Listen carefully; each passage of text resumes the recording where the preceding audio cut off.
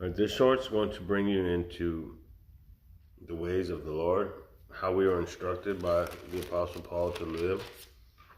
He says, therefore, be imitators of God as dear children, and walk in love, as Christ also has loved us, and given himself for us, an offering and a sacrifice to God for a sweet-smelling aroma.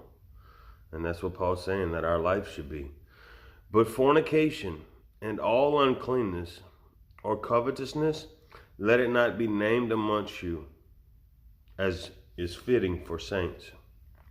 Neither filthiness, nor foolish talking, nor coarse jesting, which are not fitting, but rather giving of thanks.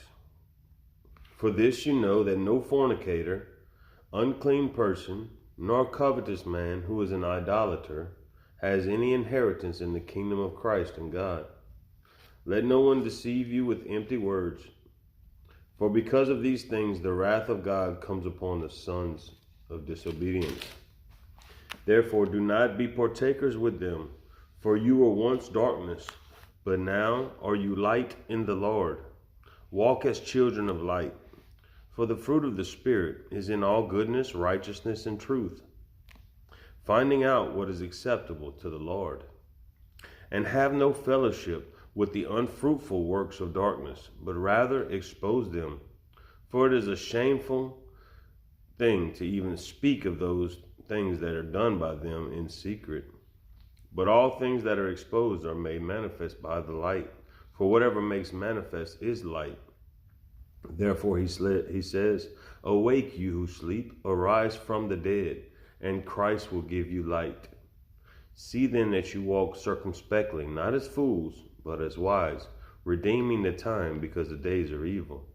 Therefore, do not be unwise, but understand what the will of the Lord is.